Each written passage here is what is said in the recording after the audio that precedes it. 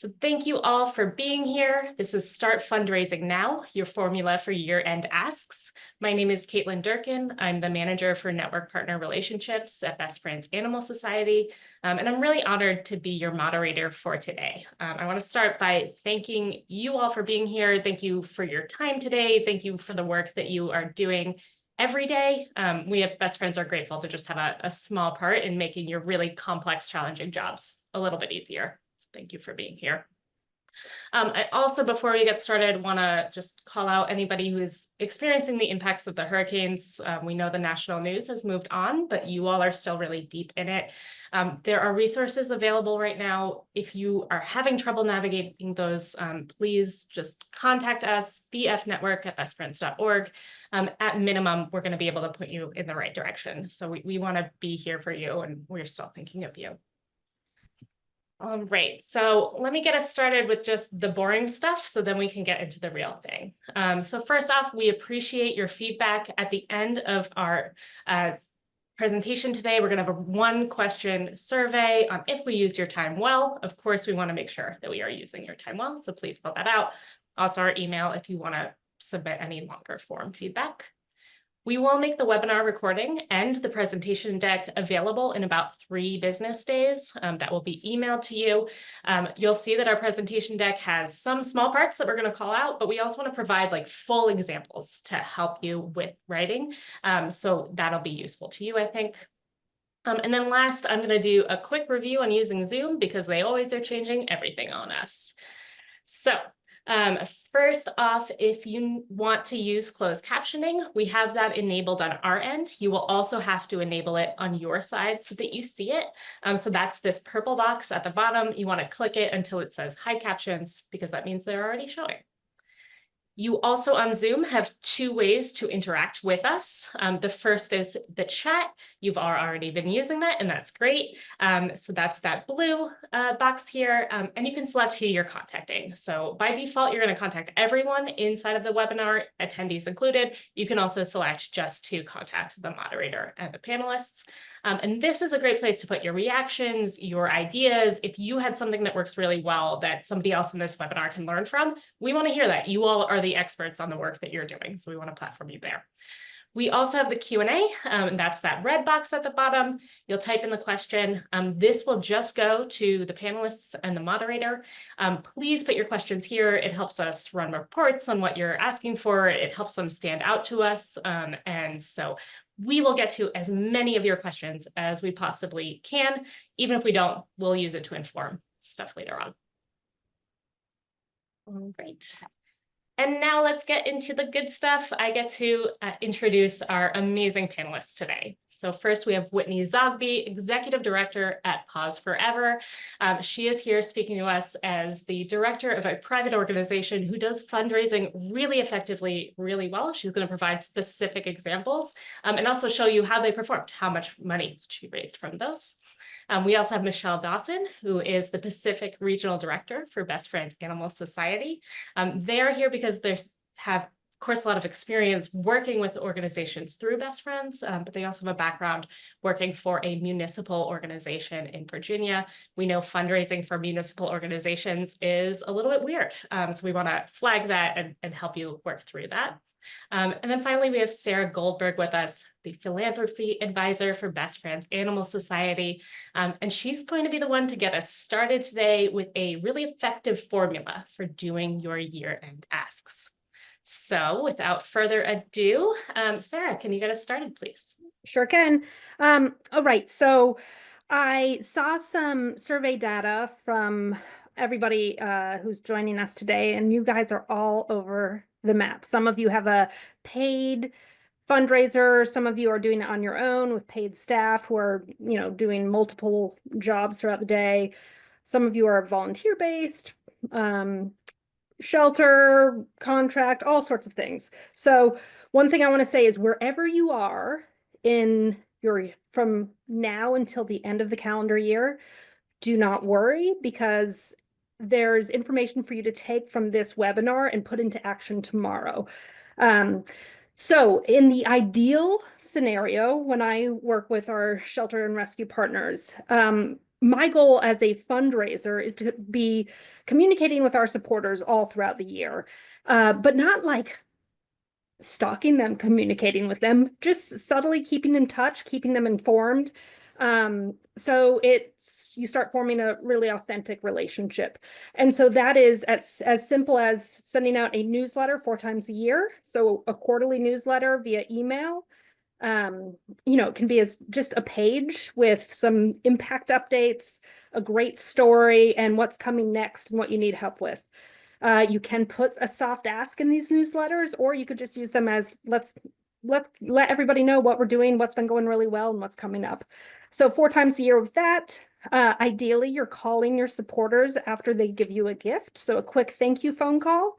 You'll receive a script, some ideas of what to do to make those phone calls less scary, because I know a lot of people don't love hopping on the phone. And I also suggest one other time throughout the year you try calling your donors, and that's a quick phone call. Hey, how you doing? Thanks so much for supporting us. We're so appreciative to have people like you in our corner. Have you visited us lately? Because I'd love to show you around. It's a very, very simple, friendly touch base. And a lot of times people don't pick up, but they remember you called, and it'll set you apart. And then if you've done that, the best next thing to do is ask for some support.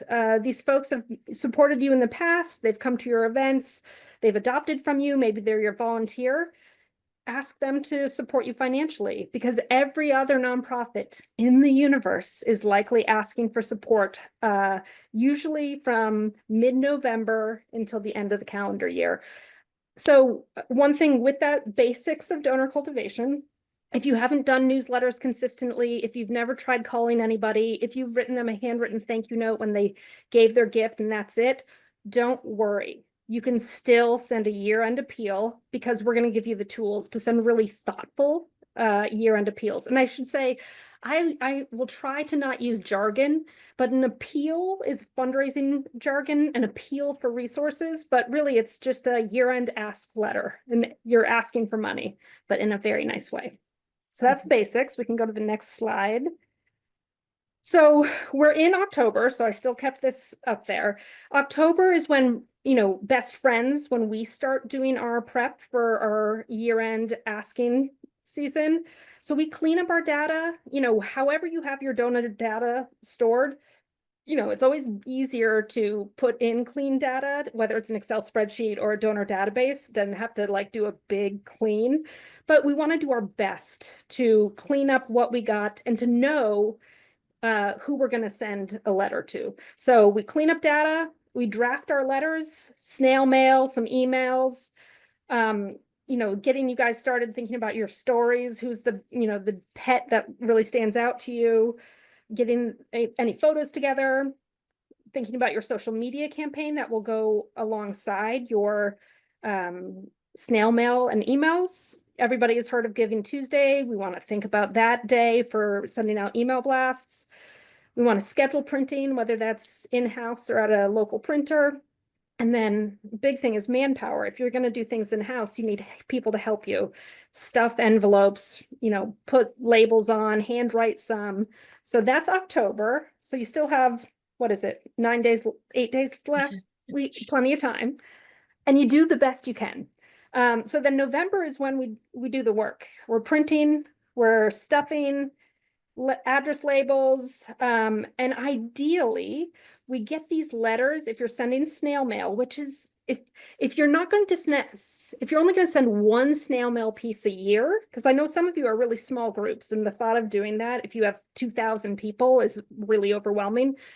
But if you're going to pick one time a year to send a snail mail, this would be it. And you send emails as well, but a year-end ask letter in the mail, it will set you apart from other organizations. So ideally you get it out before Thanksgiving. Is late this year, so that's actually really nice, but I still always say mid-November, get those in the mail, because we want to be early.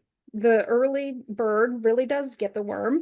And so then you want to draft that Giving Tuesday email. We have thankfully until December 3rd for that. So that's November. Let's just do the work. Then December, gifts start coming in, you call immediately. Just really make people feel good and make that phone call. Still send whatever letters that you already send, tax acknowledgments or whatever you do, but have some folks doing some phone banking, volunteers, board members, have them get on the phone because it'll set you apart. So then we have Giving Tuesday, another email. I like doing a few emails throughout the giving season. And even think your social media, when we say that, think about how you can organize it to put some donor facing information in there and motivate people to give online when you do your social media. Okay, so it is a formula. So if you're joining and you've never done this and you know you should, and it makes you like intimidated, I started nonprofit when I was 25 years old on the program side of things. I was not a fundraiser. I didn't go to school for fundraising. I learned how to become a fundraiser, basically to keep my small nonprofit open back in the day. But it is a formula. It's nothing crazy. You want to make it personal. Dear Sally Sue, thank you so much for your support. It's because of people like you that we've been able to meet the growing need of homeless pets in our community. We've had such a great year thanks to our wonderful supporters. Here's a few things that we've been able to accomplish thanks to you. Share one story about Jay, the blind horse who's rescued. Share that story with some photos. And then tell them about the future. Next year, we want to make an impact for even more people and their pets. So will you make a gift?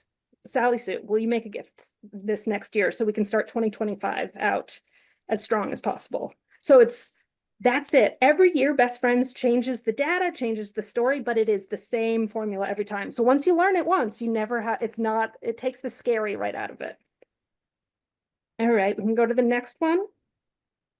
Okay, so here's a sample, and you're going to get this sample, all these templates, so you can use them.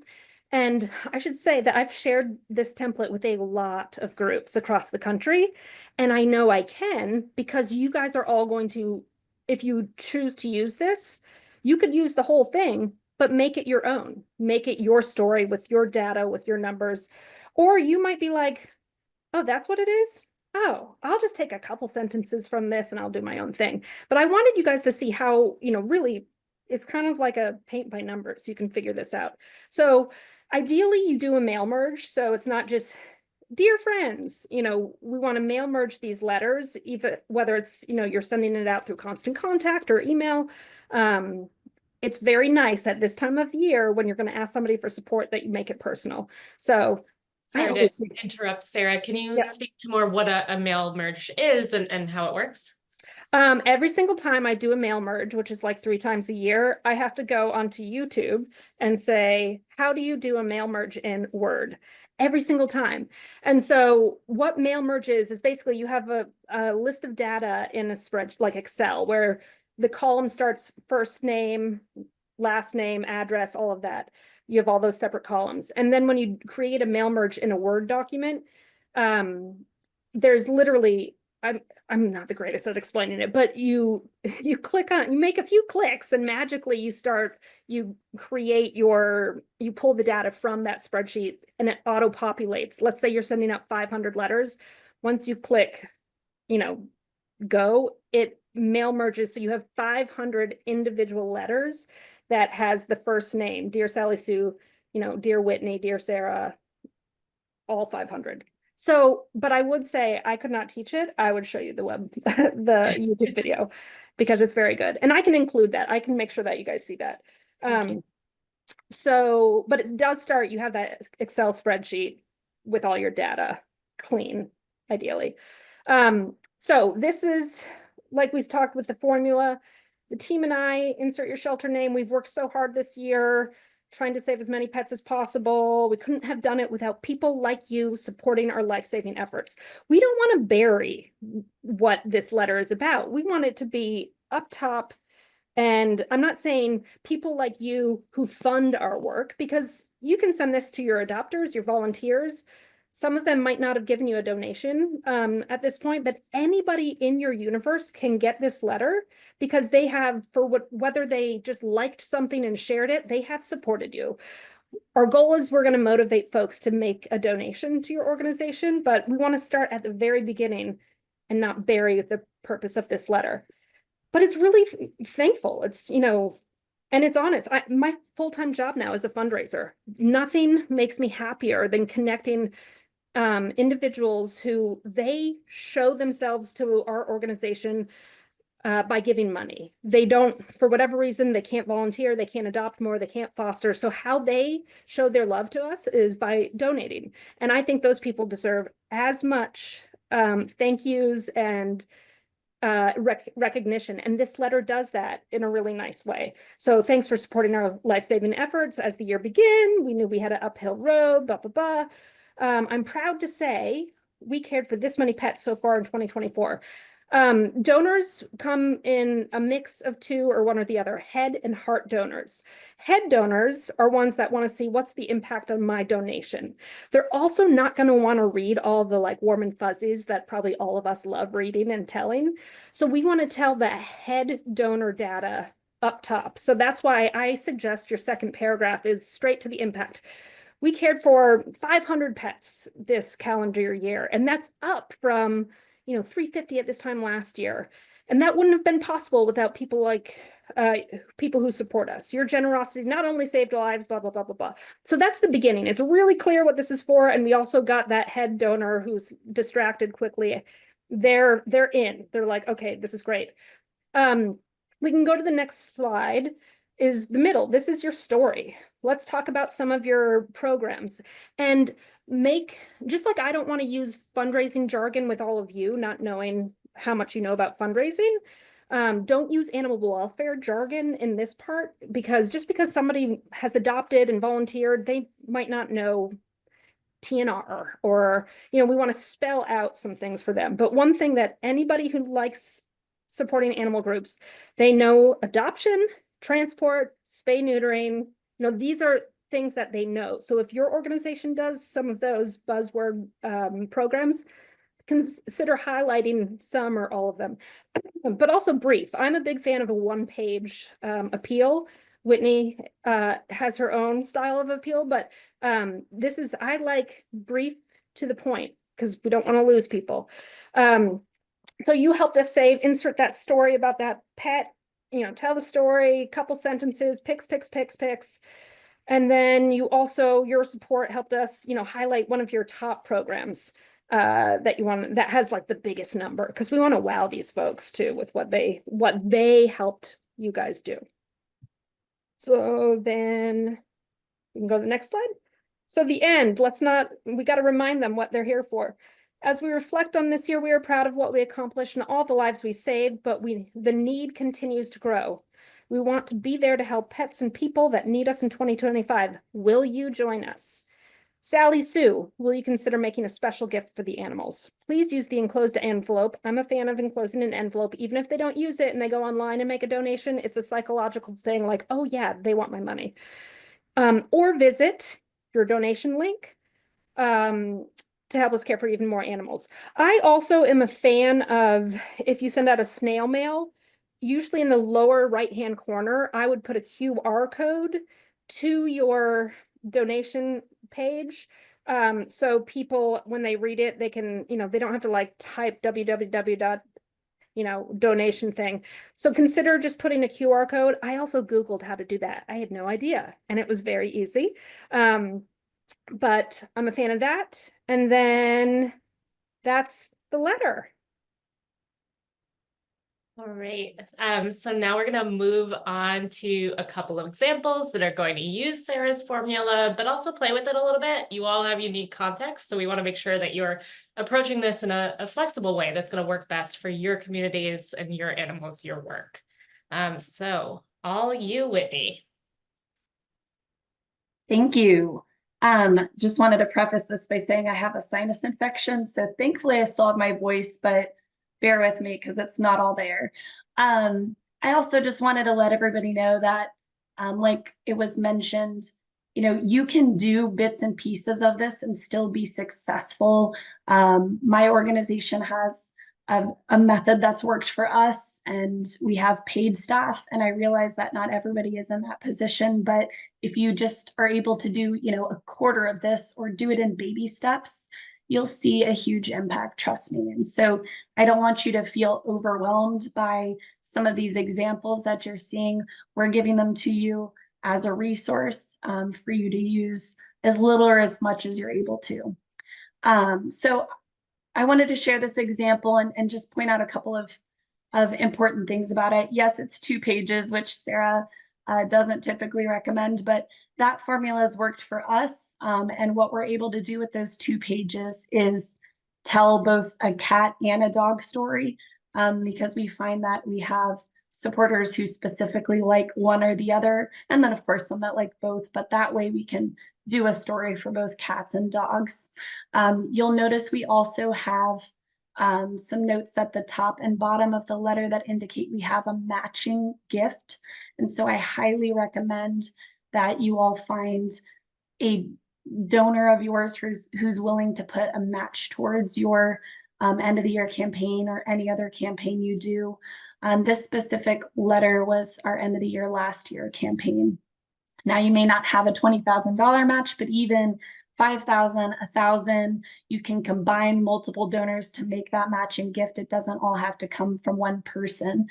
I also wanted to point out the importance of stories. So Sarah mentioned this. We talked about one of our dogs that we rescued from a county shelter called Yeti.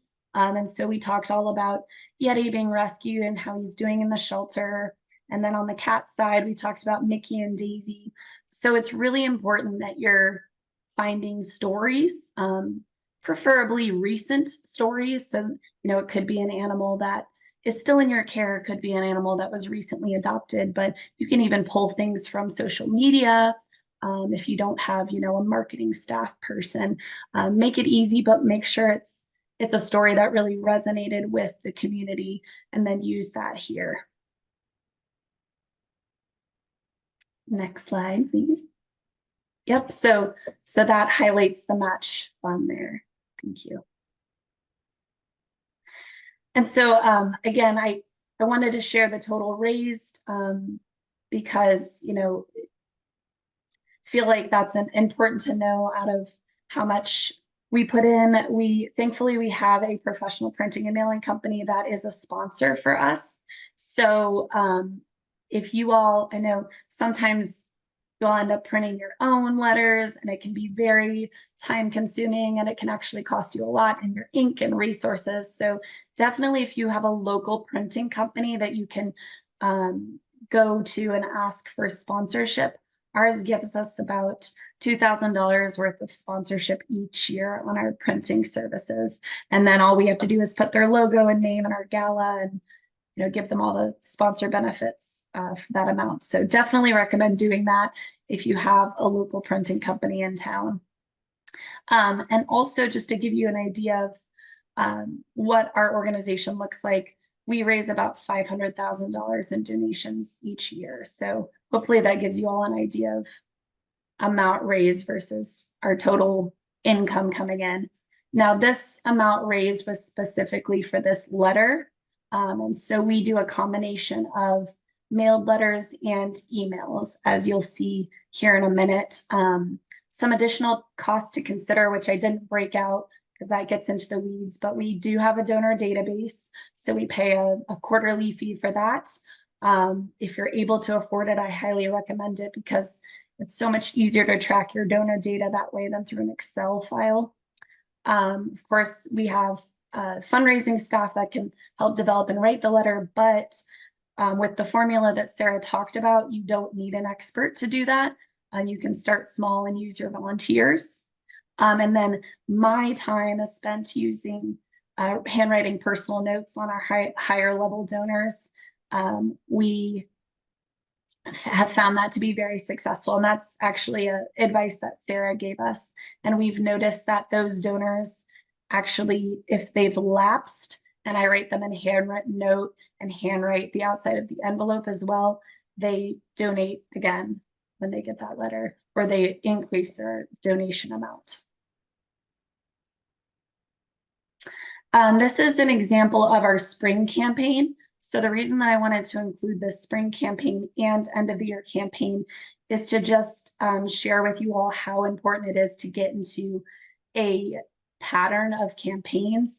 Even if you're only able to do one campaign a year, like Sarah said, make it your end of the year campaign, but do it at the same time each year in a similar format, in a similar way in terms of how you're marketing that, so that your donors come to recognize that it's going to be an annual thing. Our donors will actually start mailing us checks in early November as they prepare for our letters going out. And then we get checks all the way through, usually the first week of February. We have some stragglers. But all of our campaigns follow a similar format to what Sarah showed you, a little bit wordier, but we're creating a sense of urgency. We're sharing a lot of pictures. And honestly, if we didn't have all the pictures, we could probably squeeze it closer to one page. But photos are just so important to really create that connection with people and resonate with them, especially when you're showing pictures of cute animals. Mm-hmm. And again, yep, matching gifts every time we do a campaign. And just wanted to share again how much we raised, and then similar upfront costs from our professional printing company. We have about 2,500 donors that we mail letters to. Now, these mailers are going to folks who either we don't have their email addresses for. We do have like quite a large elderly population of donors. So those folks, they may or may not have emails, and if we do, we don't have them. They don't want to share them with us. We also mail letters to folks that are our higher level donors that we really feel like them getting a physical copy of our ask is going to be make a bigger difference. And then, of course, I'll handwrite those notes to them as well. And I wanted to share a couple of email examples of our campaigns as well. Email looks different in the sense that we're doing more communications, direct communications, than we are the letters, just purely because of the cost of the letters. We only send one letter out per campaign, and that's why we include both a cat and a dog story. But for our emails, what we typically do for our campaigns, both in the spring and at the end of the year, is that our original email is a dog story, and then we switch back and forth and do a cat story, and then another dog story, and then a cat story. So that way we appease all of our donors, whether they're cat lovers, dog lovers, or both. And you'll notice that, even in this email, we're following a similar breakdown to what Sarah talked about with the urgency and some impact numbers. And then, of course, we're still including the match. And this was a later email. We made it a New Year theme because it was the end of the calendar year. So we can put in there what our current match is. And that really creates a sense of urgency with people. So I'm sorry to interrupt, Whitney. I have to be the bad guy timekeeper. So if we could do quickly the amount raised, then we'll do the social media. That would be excellent. Sure. Yeah. So total raised, we have a larger number of email donors than letter donors. So nothing else to add there. And social media. Yep. So we haven't had as much luck using social media for our fundraising campaigns. It also, social media unfortunately doesn't allow you to connect with the donor on the levels, like having their phone number or email address where you can really send them direct communication or call them up and tell them what's going on with your organization. So our big pushes for fundraising on social media have been our smaller fundraisers, and those are what we call our $5 Fridays. So we've been able to raise small amounts, but we do them every month for things that seem like nobody would want to donate to them, like a dog scale. The next one is cat scratchers, which who would have thought people would donate to cat scratchers? But people really like the idea that a small donation like $5 can make a big difference and directly impact the animals. Yeah, so I am gonna skip over this just for time. Although actually, no, I'm sorry, Dosson, you're gonna talk about this one, right? I can be really quick. Okay, great. Another great example of a direct mail. This is from Cincinnati Animal Care in Cincinnati, Ohio. And they, it's a wonderful year-end ask, and you can see that they use beautiful photos to tell the story. And Whitney just talked about how important the story is. And I was told I heard a quote recently, which from Stephen Martinez from York County SPCA, who says, "There's no story without data, and there's no data without story." And this story in particular speaks to, like Sarah said, the two different kinds of donors, the head and the heart. And it's a clear picture and they can see it and it appeals to both of them. Cincinnati Animal Care actually hired a professional writer with a background in animal services for this ask. So don't forget, even my Muni friends, don't forget that that's an option that exists out there. You should be able to hire vendors without, putting out a bid for proposals up to a certain amount. Just know your ordinances. And this was a really successful year-end ask for them. And again, Sarah said, don't forget the QR code, so make sure you add that as well. And a tip from the executive director there, Carolyn Evans, she said to make sure if you're going through your nonprofit arm, make sure that you go through USPS so you can get your nonprofit mailing certificate, which is going to cut your costs down significantly. And that's it. Oh, and a little boy. It's really cute.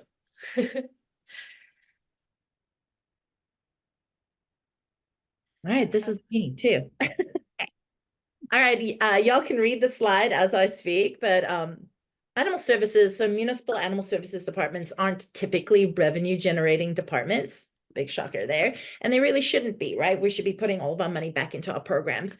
And typically, unless you have made initiatives to change it, but typically, since we're not revenue generating, we might have to roll up any revenue that we might make into the bottom line or up into the general fund to offset expenditures.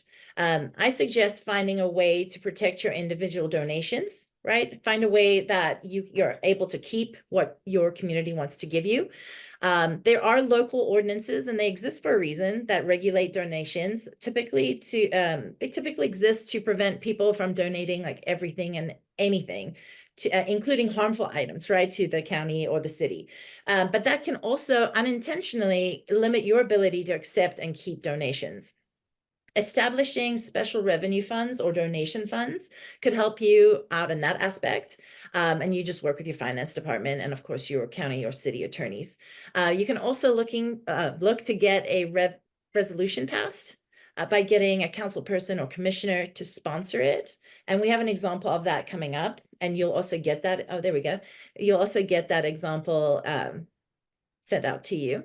But our duty as municipal workers is to be good stewards of public funds, right? So being transparent about how you're spending your funds.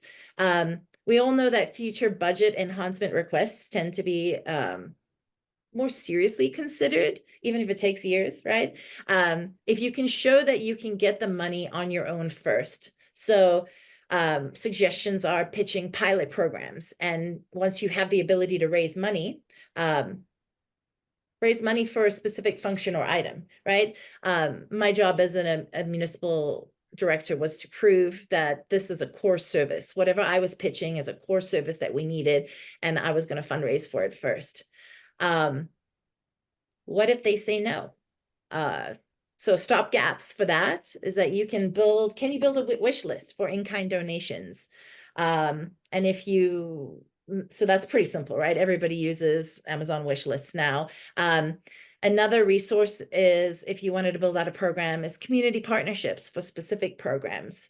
For example, you don't have enough medical funds and you're not allowed to fundraise, even though the IRS in that point there says that municipal agencies are able to fundraise.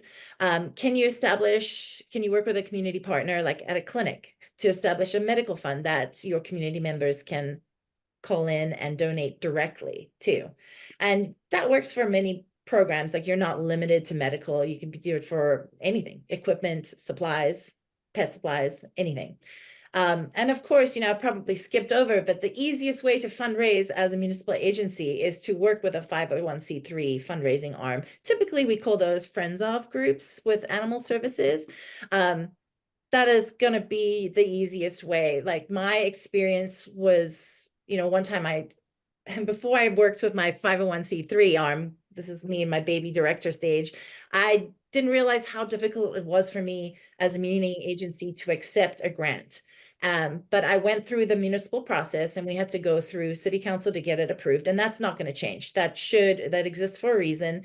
And that is the way it is. But the minute that I started working closely with my 501c3 Friends of group, we had them apply for all the grants, and they could accept it really easily, and they could spend it as well and then gift it to the shelter. So I highly suggest finding somebody in your community who is invested in your shelter to establish a 501c3 Friends of, if they can, or if you have one. That relationship is really critical to life-saving and fundraising. That's all I have. Right. As you saw, there's a lot to share here. It's a big topic. And so today is really just a crash course. So we're going to send out this deck. We also have this QR code if you want to use it now. The deck will include some of those examples Whitney was kind enough to provide us with, but didn't have a chance to go over. But now is a good time to get your questions into the Q&A function at the bottom of your Zoom screen. So once I give everybody 10 more seconds to scan this if they want to, I'm going to stop sharing screen. We're going to turn this into something a little bit more conversational. All right, so let's get started by talking about something I imagine is on everybody's mind. It costs money to make money, sometimes, not always, but a lot of the time. And we know we've got a range of organizations here. They have a range of budgets. If you all were going to invest in one thing right now to make your end of year fundraising asks better, what would that one thing be?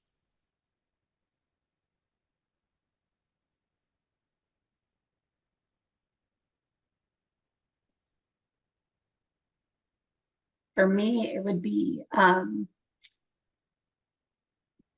probably a second letter to go out to people, because sometimes those letters get, shoved places and they forget about it. But that's not something we're likely to do. But if we had a huge budget, we would send 2 letters out.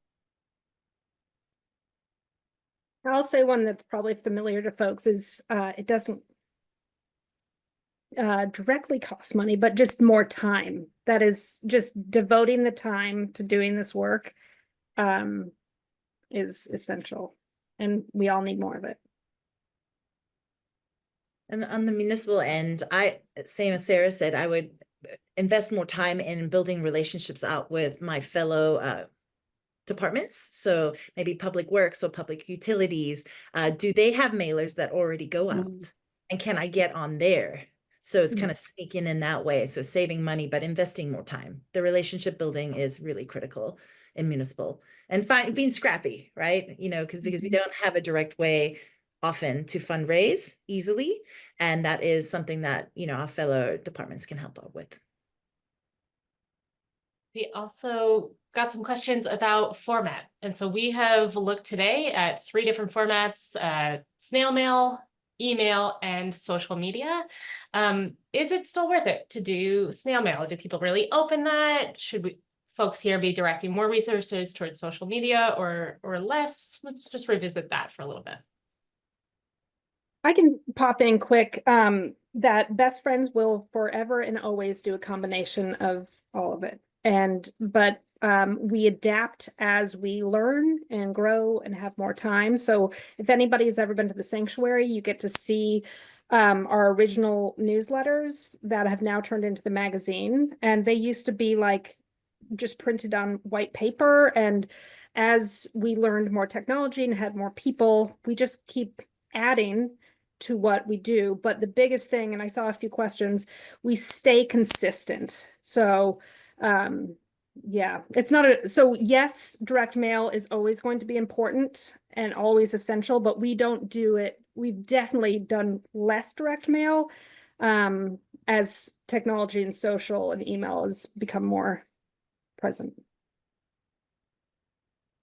Yeah, I 100% agree with Sarah. There's a time and a place and people that really appreciate, and you need to send that direct mail to. And I would say that a majority of our high-level donors do not give us their email addresses. So we're going to continue to send direct mail to those folks. But over the years, we have been able to collect more and more email addresses and have fewer and fewer folks that we're sending these mailers to. We have a couple of folks who are asking us to back up a little bit, kind of like, how do we even get to the point of where we're talking today?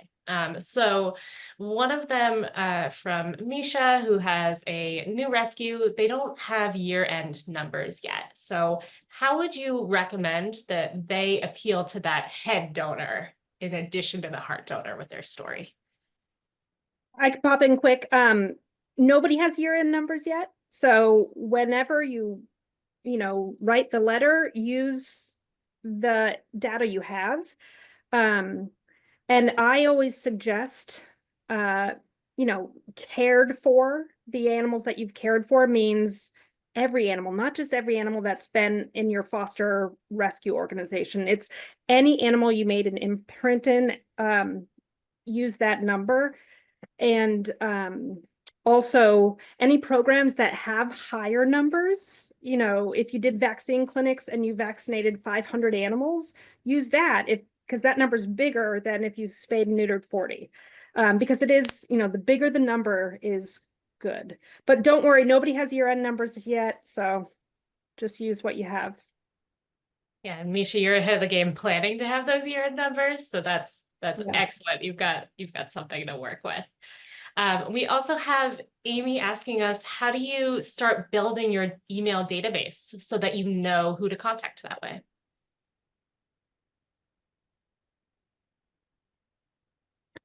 So for us, we do it a few different ways. We have I think I saw in the chat somebody giving this as an option. We have a sign-up sheet at all of our events. We have a option on our website that folks can sign up for our newsletters. And then pretty much any way somebody interacts with our organization, we ask for their email address. So if they adopt from us, we get their email address and put it in our system. We have dog training on site. So if they train, their email comes in. If they shop at our store, their email comes in.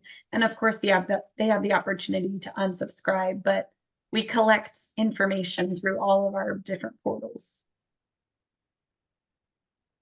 Yeah, if you're ever invited to hey, we're a car dealership, come and bring some adoptables. Bring something to collect email addresses.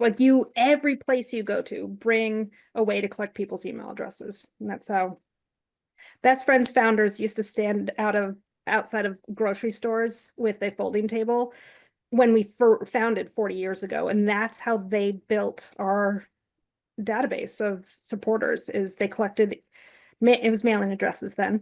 But everybody starts somewhere. And yeah, and your shelter management software, if you use one, should have a report that makes it really easy for you to export those email addresses to use in other ways. So contacting the support teams for your softwares, if you don't know how to do it, might be something to start with as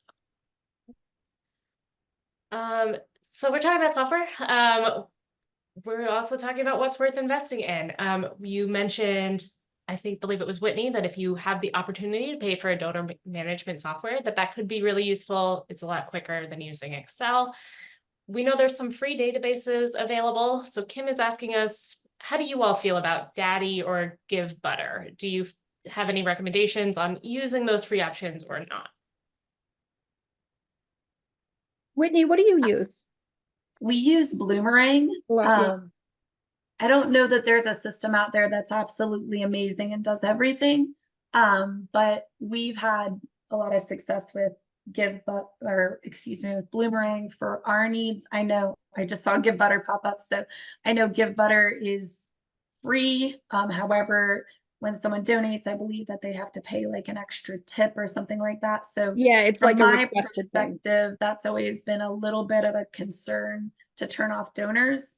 But I have used it for actually events and it's worked really well. So I think, and Give Butter seems to be adding more and more capabilities.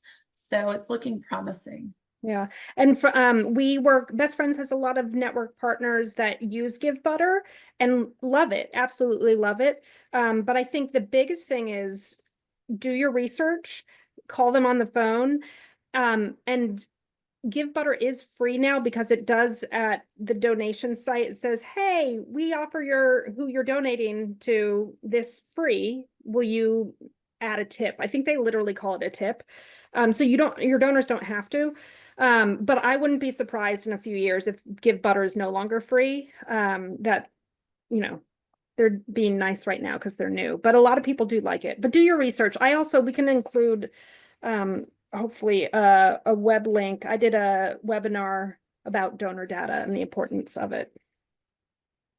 Great, thank you. Good to know that there's some good options though. Loving in the chat, you all recommending to each other. Because again, you're the experts on actually doing this, right? We have a lot of folks asking about cadence, frequency of sending out these appeals. So I'm gonna try to get us to answer all of them at one time. How much is too much? Is monthly too much? Is bi-weekly too much? Is quarterly the best balance? Or how would you figure that out for your particular organization? So for us, we send for each one of our campaigns, our spring campaign and our end of the year campaign, we send 4 to 5 emails, mostly weekly, but we give a break for Thanksgiving time period if it falls within there, usually like slightly staggered, so it's not every Wednesday. But our donor management software actually shows us how many people open emails and what they click on. Also another good reason to invest in one of those, because then you can start to see the trend. If you see less and less people opening it, say you decided on 7 emails and you see like, oh, there's this significant drop between emails 5 and 6, then for that next year you can say, okay, I think we should stop at 5 emails. 4 to 5 has worked for us, and we still tend to get more donations coming in at the last email. But I would definitely recommend for end of the year doing a Giving Tuesday email and a last call for donations on like the 30th or 31st at a minimum. Mm-hmm. And I saw a few questions in there about the newsletter cadence, and one was, what if we already do monthly? Should we change to quarterly? If you're able to do monthly, do monthly. That's great. When I'm working with groups who've never sent anything out consistently, I say start small. So quarterly is a good place to start. And then if you can add more, that's great. I personally, when I'm working with my own portfolio, they get a bunch of Best Friends stuff already. They get the magazine. I know that they're going to get a few touch points. I am a quarterly communication sort of person because if I'm consistent, they know how to reach me. And all of my communications say, hey, reach out anytime you have questions. We're here for you. So just if you're starting out, start quarterly so you don't get overwhelmed. But remember, they can always contact you too. So. Great. We have a 4th panelist who has joined us. Yes, this is Drexel. He's very old and needy, so he was at his limit, so I had to pick him up. Okay, hi Drexel. We all needed an animal break, 50 minutes in. Okay, so with apologies to your sinus infection, Whitney, I've got one specifically for you. How did you find those matching donors? Do you have any tips for kind of maybe scaling up a donor to be at that level? It's all about relationship building. I came into the organization 3 years ago, and we already had a donor who was giving pretty significant amounts. So I cultivated them and really got to know them really well. I'm talking like going to their house and playing with their pets. I mean, you don't necessarily have to get on that level, but like coffee chats or calling them on the phone, because these are the folks that are going to be your go-tos for matching gifts. So you want to make them happy. Now, like I said in my talk earlier, it can be multiple people too. It doesn't have to be one person that gives all of it. And I saw somebody in the chat recommend something that my organization actually does. For Giving Tuesday, we ask our board members to donate towards the match. So that would be a really great starting point. If you do have board members as part of your organization, to start small, say you want $1,000 match or maybe $5,000. Can you, board members, can you help me reach this? And then I started that at my first year here, and it's something we do annually. So the board members just know that their largest contribution is going to come for Giving Tuesday, and that really kicks off our end of the year campaign. Great. Thank you. Thank you for sharing that. And now I want to switch to talking a little bit about that heart donor. We talked a little bit about that head donor and data. So let's talk about that heart donor. Do you all recommend using that same animal story for your Giving Tuesday request, any follow-up communications, or do you think that our attendees should aim for more variety? It's in the next 2 months, especially.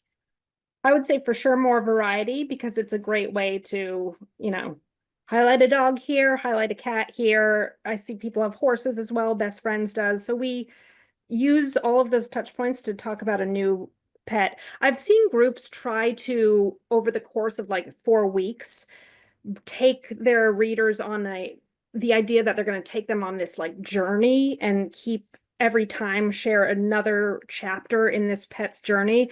Unfortunately, humans are too busy, and so that just doesn't work. In theory, I love it. But that's something maybe you do on a 10-day countdown on social media, that one day you talk about Toby and you do these little updates, and the grand finale is Toby, the pup, in his, adoptive home. But yeah, use it with a lot of different pet stories. That's great. And we all know we have so many good pet stories, and you probably had a hard time picking just one at the beginning of this webinar. So good to know that we could get everybody in. We also talked a little bit, Whitney mentioned, some people love cats, some people love dogs, some people love both. But if your organization is serving multiple species, you will probably want to appeal to the people who care most about those species, right? All right, so I think last question, we have talked a lot about relationship building, community engagement, and I think that's going to be a good one to end on today. We had someone from a newer organization saying that they're really in that starting to build relationships part. What are some specific things they might invite their community members to do that will build up that relationship that leads to fundraising success? I think some of your best supporters and donors are volunteers. So, getting those folks in the door to help in any way, shape, or form first, whether they stick around or not, they're more likely to donate to you in the long run when they volunteered. But I think not necessarily volunteering hands-on, but also being your supporters in the public, right? Sharing flyers about upcoming events or flyers about who you are, brochures. Folks who can really be your voice in the community. And another thing, if you are a foster-based organization, so you don't have a place to say, hey, come and have a tour, meet some of our pets. If you have a space, that's amazing. Just have open houses. You could start the third Wednesday of every month, it's an open house, and you stay up open late to try to capture a different crowd in the door. But during COVID, as a fundraiser, when I couldn't go and meet anybody, when I go meet folks individually, all I do is talk about my program colleagues and how amazing they are and the work that they're doing. So I started hosting and recording short interviews with my program colleagues in each of who work in the states that I work with donors. And we'd pre-organize it, they'd know their questions, and it would be less than 10 minutes. And then I would create a YouTube video and send it out to all of the people in New Jersey or wherever we talked about. And that was a way of helping connect and say, hey, share it with all of the animal lovers in this area. That was my way of trying to bring our organization to more people if I didn't have a place to invite them to. And I work with a lot of foster-based organizations that they'll do it from a foster home with a foster pup. and do an interview that way. Yeah, I think any animal time is good, right? We know the data matters, but we also know we're all thinking about the lives saved. And we know that's probably what got all of you attending into this field, right? That you cared. So bringing what you care about. We also I would encourage you to think about your community as these are overlapping groups. Your fosters might be donors, your donors might become volunteers, right? So as much as you can, kind of talking to them all, making it easy for them to move one to the other might be really valuable. We did not get to all the questions. I'm very sorry. We did our best. But I think there's lots of good ideas in the questions, in the chats. Monthly giving is great, really effective. Best Friends does it. Some other network partners do it. Scheduling outposts ahead of time to save yourself some headaches, all possible, all really good to do. My excellent colleague, Sarah Miller, is going to pop up the poll, the end of the session poll, ask you all how we did so we can improve in the future. But thank you all so much for your time, Sarah, Whitney, Dosson, Drexel, for being our incredible panelists. But thank you also to everybody who attended. I hope the end of the year asks and all your usual work goes really well. Thank you so much.